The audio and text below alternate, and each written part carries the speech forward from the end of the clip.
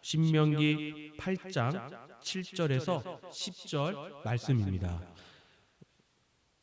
제가 읽도록 하겠습니다. 내 하나님 여호와께서 너를 아름다운 땅에 이르게 하시나니 그곳은 골짜기든지 산지든지 시내와 분천과 샘이 흐르고 밀과 보리의 소산지요 포도와 무화과와 석류와 감람나무와 꿀의 소산지라. 내가 먹을 것을 모자람이 없고 내게 아무 부족함이 없는 땅이며 그 땅의 돌은 천이요 산에는 동을 캘 것이라.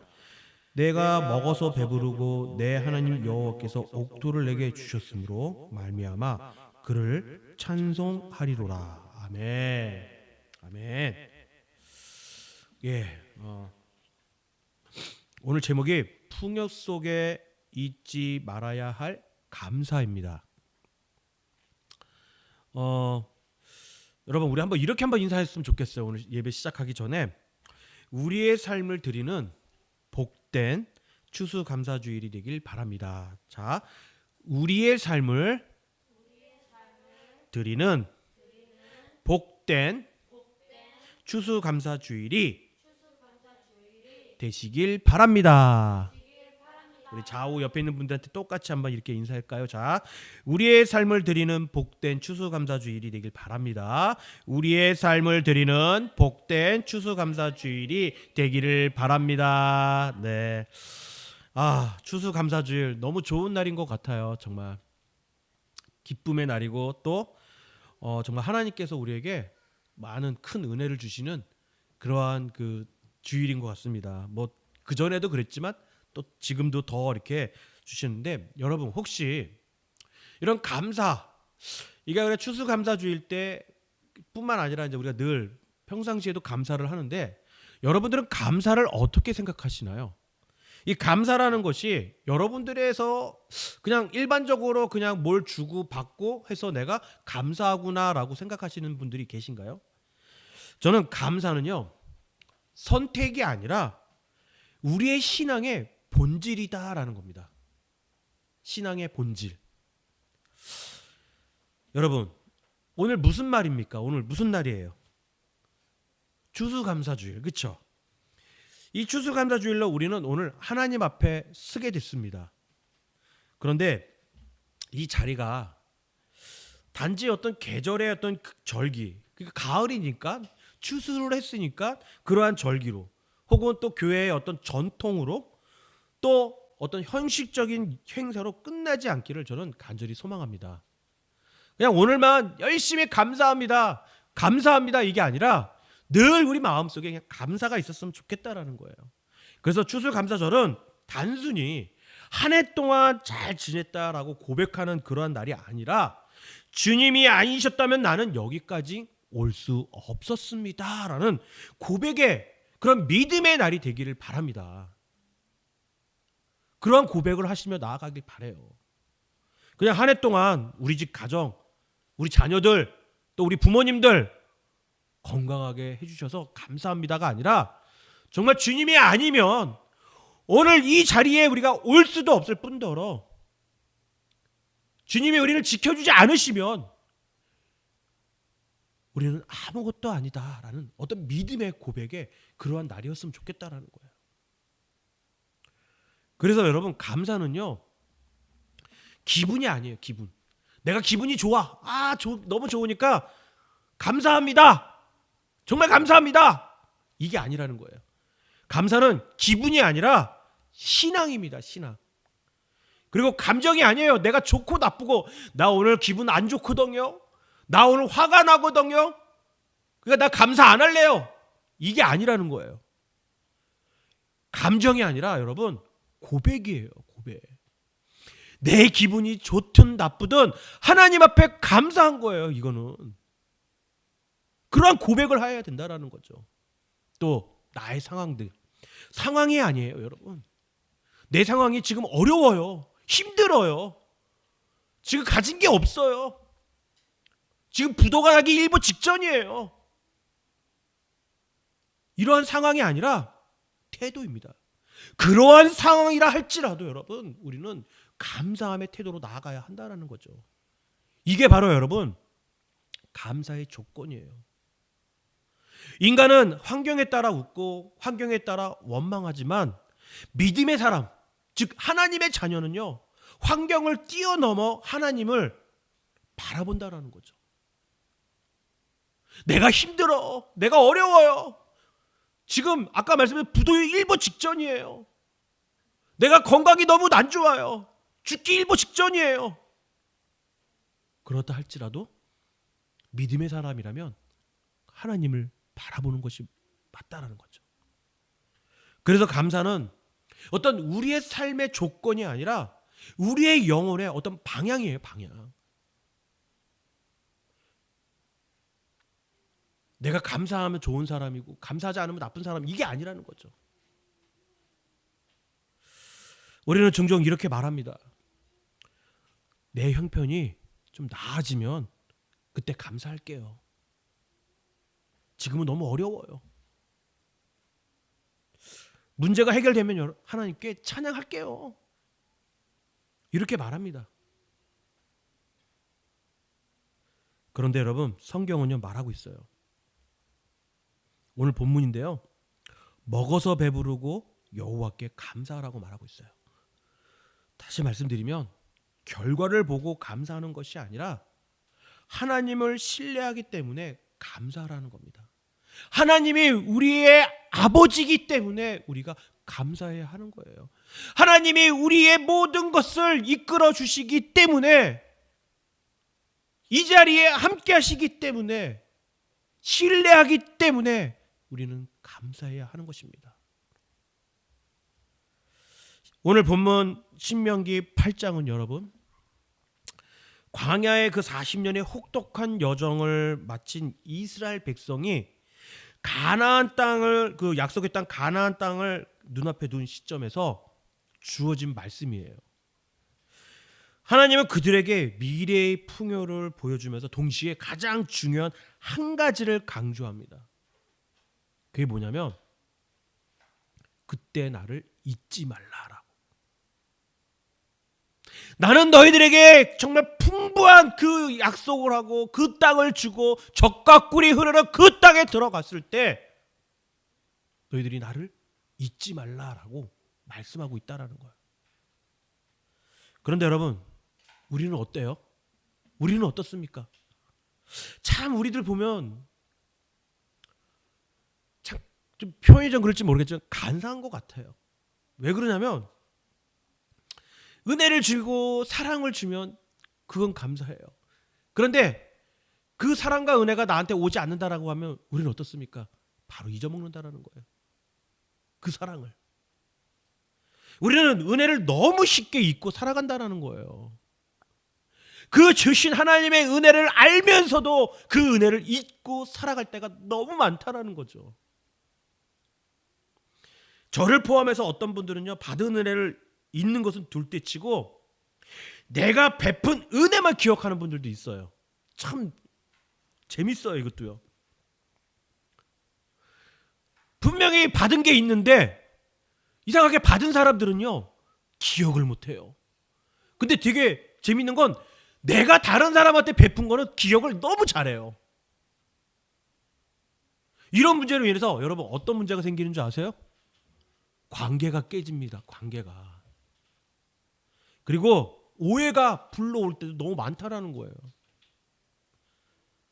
무슨 소리냐면 좋은 관계였는데 너무 사랑스럽고 너무 좋은 관계를 갖고 있었는데 내가 받은 건 기억은 못하고 준 것만 기억하니까 준 것만 얘기를 하는 거예요. 그런데 그 상대방도 나도 너도 줬어 라고 이야기하고 있는데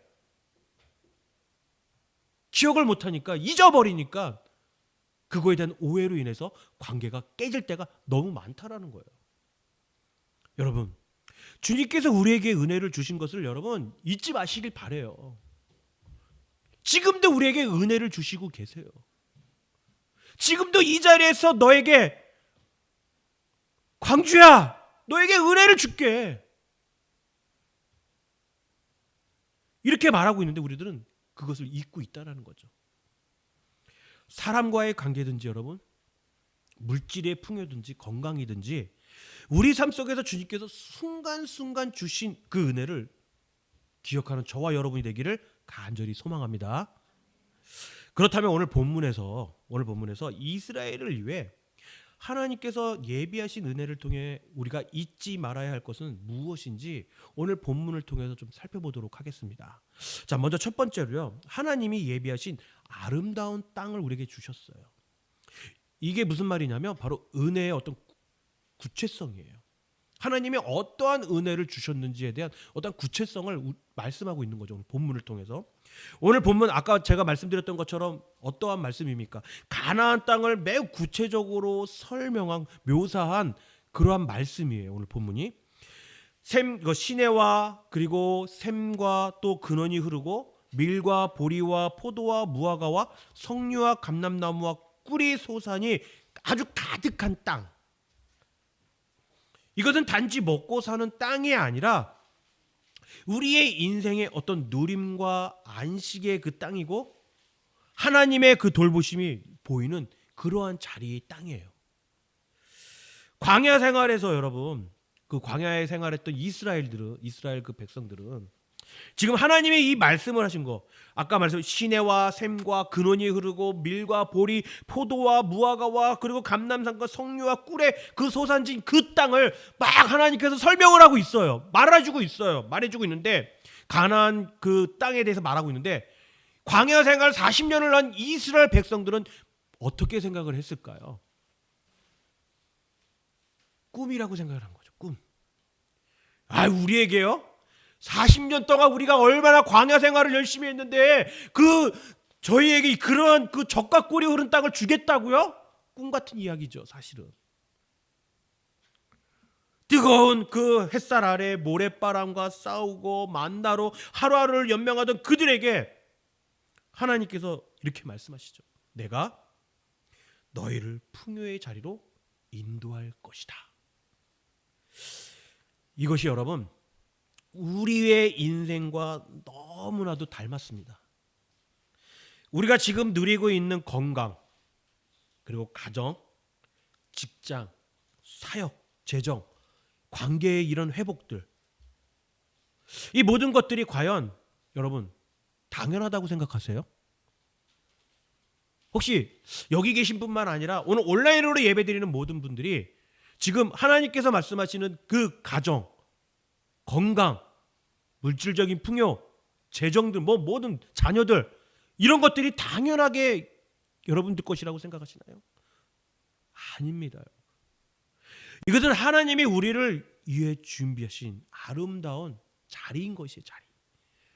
한 성도의 어떤 예화를 한번 드릴게요. 이민 초기에 그 하루에 3가지 아르바이트를 하며 생계를 이어가던 분이 계셨어요. 근데 이분은 새벽같이 나가 밤늦게 들어오면서 늘 피곤해 지쳐 있었습니다. 그리고 어느 날 이분이 이렇게 고백을 하는 거예요. 이렇게 말을 해주는 거죠, 저한테. 뭐라고 말씀하셨냐면, 그때는 그 아르바이트 3가지를 했던 그때는 자기가 뭔가 열심히 살아왔고 해왔기 때문에 지금의 이러한 재정적 물질적 풍요를 얻게 됐다라고 생각을 했던 거예요.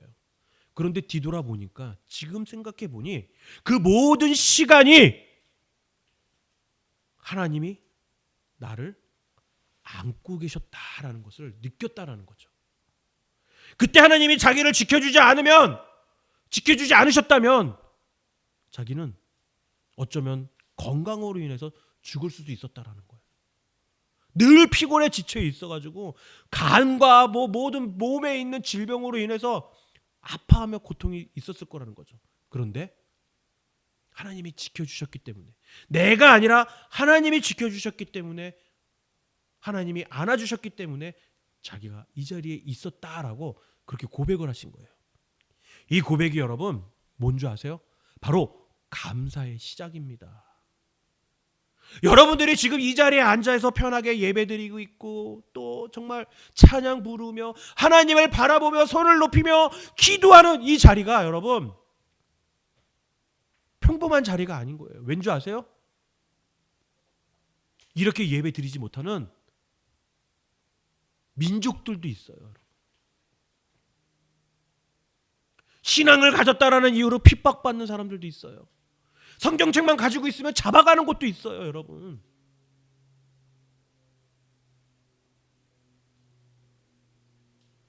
이 모든 것이 여러분 감사의 시작이 되는 것입니다. 그런데 오늘 여러분 우리는 이러한 고백 가운데 잊지 말아야 할 것이 있습니다. 다시 말씀드리면 풍요 속에 숨겨진 가장 큰 시험이 올 거라는 것을 우리는 기억하길 바라요. 우리가 이런 고백 가운데 안심하고 나 고백했으니까 난 하나님께 감사의 고백을 했으니까 안심할 수 있잖아요. 근데 안심하지 말라는 거예요. 왜? 두 번째로요. 풍요 속에 숨겨진 가장 큰 시험이 옵니다. 그 시험이 뭐냐면 바로 하나님을 잊는 마음이에요. 잊어버리는 마음. 하나님께서 가장 경계한 것은 여러분 가나안의 그 이방 문화와 우상이 아니에요. 백성들의 마음이었던 거예요, 여러분. 우리는 늘 말하죠. 우리는 늘 그 환경을 따지잖아요. 저런 환경에서 어떻게 사냐고.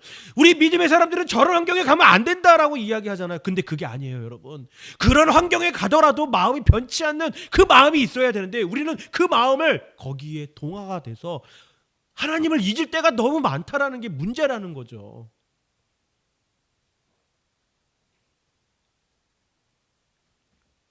풍요는요, 여러분, 축복이지만 동시에 영혼을 마비시키는 위험이 있기도 합니다. 복권을 맞으면 많은 뉴스에, 그러니까 가끔씩 뉴스에 보면 그래요. 뭐 몇백억이 맞았다. 뭐 어떤 사람은 뭐 평생을 쓰고도 남을 정도로 복권이 맞았다. 근데 그분들의 그 나중에 그 10년, 20년 모습을 보면 어떤 삶을 살고 있냐. 뭐 어떤 분들은 잘 살고 있는 분들 있어요. 재정을 잘 관리해서. 그런데 대부분 보니까 마약과 방탕한 생활로 결국은 재정이 바닥이 나서 신용 불체자로 살아가는 그런 경우가 너무 많다라는 거예요. 왜 그랬을까요? 오늘 말씀이 그렇다라는 거예요. 풍요는 축복이지만 동시에 우리의 영혼을 마비시키기도 한다라는 거죠. 배고플 때는 하나님을 찾습니다. 광야에서도 무릎을 꿇습니다, 우리는. 그런데 배부르면 우리는 이런 고백을 합니다. 내가 열심히 해서 이룬 거야. 내 계획이 맞았잖아. 내 생각이 맞았잖아. 내가 하자는 대로 하니까 됐잖아. 이 생각이 먼저 앞선다라는 거예요. 그런데 하나님은 분명히 우리에게 말씀하십니다. 이 모든 것이 내 능력이나 손의 힘이 아니라 여호와의 은혜임을 기억하라고 우리에게 말씀하고 있어요. 어떤 한 농부가 있습니다. 농부가 있는데요. 가뭄이 아주 심해서 매일같이 하늘을 바라보면서 비를 내려달라고 하나님께 기도를 했어요. 하나님, 비를 내려주세요. 이러다가 우리 다 죽어요. 비를 내려주세요라고 하나님 앞에 간절하게 울면서 기도를 했습니다. 근데 하나님은 그의 기도를 들어주시고 비를 내려주셔서 그해 풍년이 들었어요. 그러나 그 다음에 그는 어땠을까요? 더 이상 기도하지 않았어요. 그때 하나님이 이렇게 물으셨다고 합니다. 뭐라고 물으셨는지 아세요? 내가 원하는 것이 네가 원하는 것이 내가 아니라 비였구나. 여러분, 이게 바로 우리가 그 하나님을 찾고 있는 그 마음이 아닐까? 아니면 하나님의 그냥 선물로만 여길 때가 너무 많다라는 거죠. 우리는 기도하면서도 주시옵소서, 주시옵소서. 그리고 줬어요, 하나님께서. 그럼 더 이상 기도하지 않아요. 하나님이 우리의 선물이기는 맞지만 그렇다고 해서 우리가 이렇게 선물로 이렇게 여겨서는 안 되겠죠. 세상적으로 바라보는 그런 선물이 돼서는 안 되겠죠. 우리는 늘 이러한 삶을 살아가고 있음을 우리는 고백해야 돼요. 회개해야 된다는 거죠. 우리의 형편이 어려우면 기도하기 시작합니다. 새벽 기도에 나가기도 해요. 자녀를 위해서 대학 가기 위해서 그때부터 또 100일 새벽 기도에 시작을 합니다. 한국에서는. 몰라요. 미국에서도 그러는지는 모르겠지만 한국에서는 그렇게 하더라고요. 그리고 또 무슨 일이 있으면 집안에 무슨 일이 있거나 그러면 예배도 잘 참석합니다. 울면서 기도합니다. 또 기도원까지 갑니다. 그런데 형편이 좋아지면 지금 말씀드렸던 새벽 기도의 자리, 예배의 자리, 기도하지 않아요. 기도원에 가지 않아요. 예배의 자리에 나오지 않는다라는 거예요. 기도의 소리가 끊긴다라는 거죠. 어느 날 집안에 와서 매일 기도해요. 매일 찬양을 들어요. 해결이 됐어요. 안 그런다라는 거예요. 이제는. 그리고 마지막에는 기도 소리가 끊기면서 하나님을 찾지 않는다라는 겁니다. 가끔 성도들 중에 한때는 신앙이 좋았다라고 말하는 성도분들도 계세요. 근데 저는 사실 이런 말이 어디 있을까 이런 생각이 들었어요. 왜냐하면 한때는 신앙이 좋았고 지금은 안 좋다란 말이 어디에 있다냐는 거죠. 저는 이렇게 생각했어요. 하나님을 선물로 여기다 보니까 이런 일들이 일어나는 것이 아닐까라는 생각이 들었던 것이죠. 한때는 신앙이 좋았다. 그때는 하나님께서 기도를 들어주시고 또 함께 해주시는 것을 임재하심을 알고 있었다라는 거잖아요. 그런데 어렵고 힘들까? 아니면 뭐 내 생활이 좀 더 풍요로워지니까 하나님을 잊고 세상과의 삶을 살아가고 있었다라는 거잖아요. 아까 위에서 언급했지만 여러분, 감사는요 기분이 아니라 신앙입니다. 그리고 감사는 감정이 아니라 고백입니다. 또한 상황이 아니라 태도인 것이에요. 이제 다시 하나님의 은혜를 기억하셔서 하나님께로 돌아오시길 바라요. 은혜의 해고를 하시라는 겁니다. 어떻게요? 그동안 하나님께서 베푸셨던 것들을 기억하며 은혜의 해고를 해야 한다라는 거죠. 세 번째로, 감사는 기억에서 태어난다라는 거죠. 은혜의 해고를 해야 한다라는 거예요. 감사는요 여러분, 기억에서 태어나는 것이에요. 아까 제가 위에서 말씀드렸죠. 어떤 분들은 내가 베푼 은혜만 알고 받은 은혜는 모른다라고 말씀하셨죠. 그게 뭘까요? 기억이 없기 때문에 그러는 거예요. 그러니까 감사가 없는 거거든요. 내가 언제 그 사람한테 받았다고, 내가 언제 이 사람한테 이런 것들을 받았다라고 생각을 하냐라는 거죠. 하나님이 언제 나한테 그런 걸 줬냐? 내 계획이 맞았다, 내가 했다, 내가 열심히 살아왔기 때문에 된 거다라고 생각을 하니까, 그런 기억이 없다 보니까, 하나님이 주신 기억이 없다 보니까 감사가 나오지 않는 거죠. 은혜를 잊는 순간 여러분, 불평의 자리로 차지한다라는 거예요. 그동안 부모님이 우리에게 해주신 것들, 하나님이 우리에게 해주신 것들, 그것을 우리가 기억해내야 되는데 그 은혜를 잊지 말아야 하는데, 잊다 보니까 왜 내 삶이 이렇습니까? 내 삶이 왜 이렇게 살아가야 될 수밖에 없는 것입니까? 라고 불평하게 되는 자리가 된다라는 거예요. 하지만 은혜를 기억하면요 어떨까요 여러분?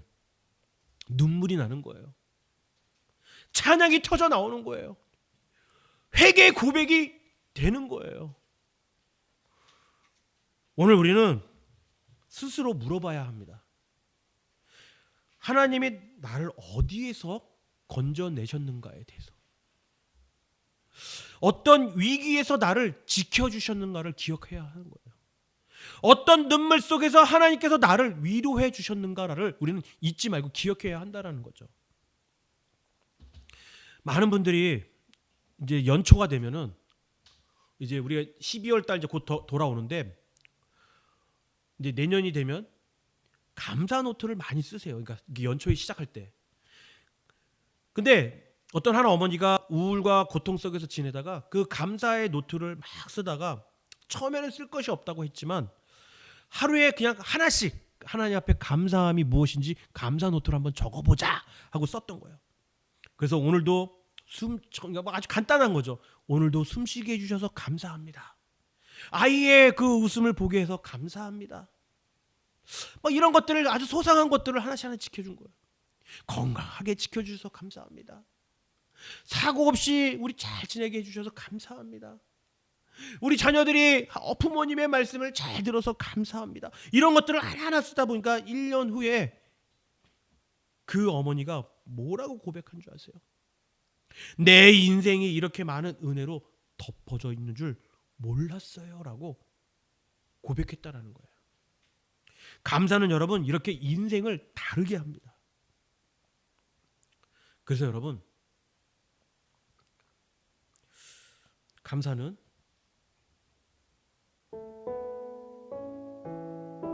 예배이며 삶의 능력입니다. 감사는 말이 아니에요. 삶이에요. 삶. 그냥 말로 우리가 감사해요, 감사해요, 이게 아니라 우리의 삶 속에서 나타나는 거예요. 감사는 환경을 바꾸지 않을지 모르겠지만 사랑을 바꿉니다. 원망 대신 여러분 감사를 선택하는 순간 우리의 영혼의 방향성이 달라진다는 거예요.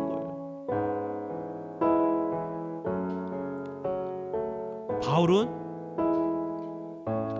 그 감옥에 갇혀 있는 동안 하나님께 감사하며 찬양을 합니다. 근데 왜 찬양하는 줄 아세요?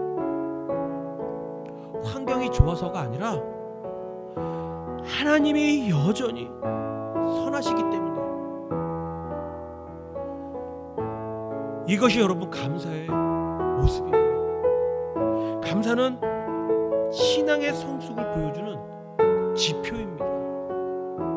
감사하는 사람은 여러분 흔들리지가 않아요. 어떤 어려움 속에서도 흔들리지가 않아요. 감사는 여러분 가정이 무너지지 않습니다. 감사하는 교회는 하나님의 기쁨이 되는 교회예요. 오늘 우리 추수감사주일 새로운 영적 결단의 날이 되었으면 좋겠어요. 오늘 우리는 단순히 감사를 말하는 자리가 아니라 감사를 살기로 결단하는 그러한 자리가 되었으면 좋겠다는 거예요. 감사하지 못했던 입술을 여러분 회개하시길 바랍니다. 당연하게 여겼던 그 은혜를 다시 기억하시길 바랍니다. 풍요 속에서도 하나님의 첫 자리에 모시길 바랍니다. 우리 사랑하는 성도 여러분, 오늘 이렇게 고백하길 바랍니다. 한번 저를 따라해 주세요. 하나님, 내 삶의 모든 계절에 감사합니다. 여러분, 잘 때도 눈물의 골짜기에서도 외로움과 기다림 속에서도 감사의 향기를 멈추지 않으시길 바라요. 감사가 우리의 습관을 넘어 우리의 신앙이 되게 해달라고 기도하시길 바랍니다. 그래서 감사가 입술이 아니라 우리의 삶의 고백이 되게 해달라고 기도하며 찬양하며 나아가시길 바랍니다.